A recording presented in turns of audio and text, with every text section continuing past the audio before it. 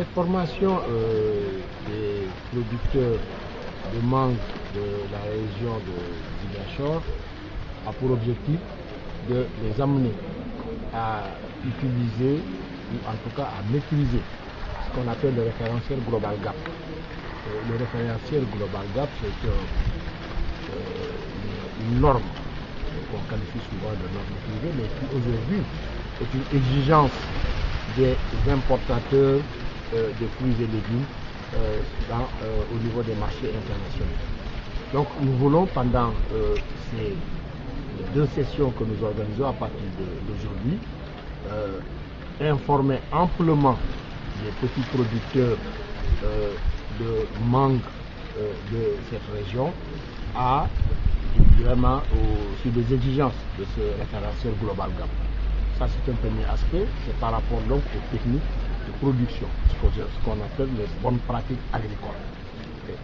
Au-delà même des bonnes pratiques agricoles maintenant, insister aussi sur les règles d'hygiène au niveau donc des exploitations de mangue, et enfin sur aussi les questions liées à la traçabilité donc des mangues qui sortiront de leur exploitation.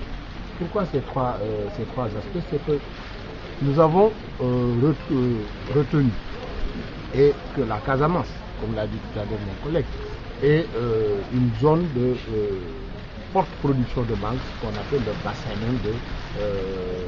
par rapport à la production de mangue. Mais c'est quoi? C'est 95% des exportations de mangue partent de la zone de Niayes. Ce qui veut dire qu'il y a aussi un potentiel, mais qui n'est pas exploité de manière optimale.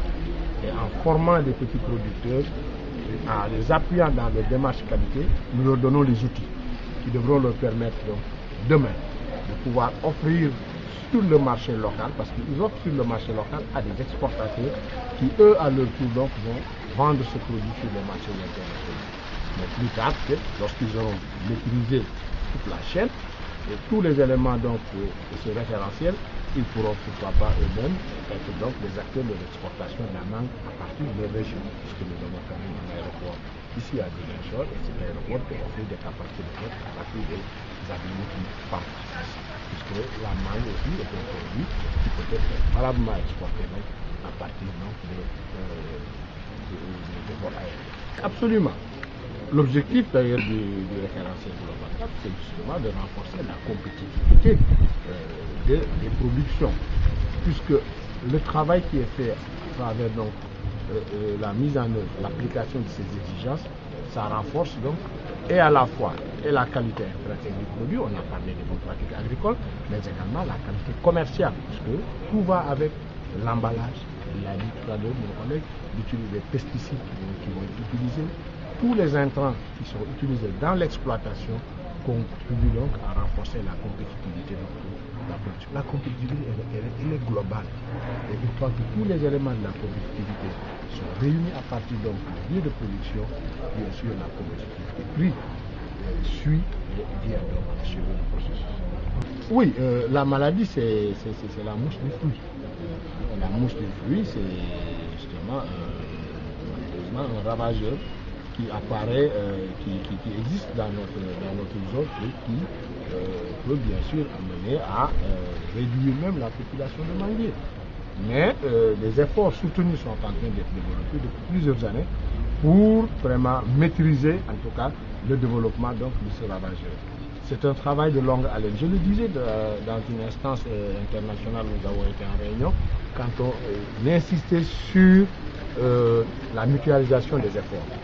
C'est un ravageur qui se déplace. La mouche de fruits, elle est partie de Sri Lanka. Vous voyez, elle est partie de Sri Lanka, elle est arrivée au Sénégal.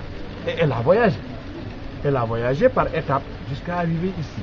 Mais pour la combattre, ce n'est pas simplement en nettoyant, par exemple, cette zone de Ziguinchor qu'on pourra enrayer, bien sûr, la présence de ce ravageur. Il faut mutualiser les efforts. Il faut que tous les pays de la sous-région se mettent ensemble pour lutter contre ce fléau. Sinon, vous nettoyez Ziguinchor, elle va se cacher à côté dans un pays voisin. Et lorsque vous aurez fini de nettoyer, elle reviendra, puisque vous avez certainement suivi la question. Elle se développe surtout après la tombée des premières pluies. Aujourd'hui, on ne perçoit pas la présence de la mouche de pluie tant qu'il n'a pas plu. Dès que les pluies tombent, c'est là qu'on commence à voir les attaques donc, sur les pluies. Donc c'est un travail de longue haleine.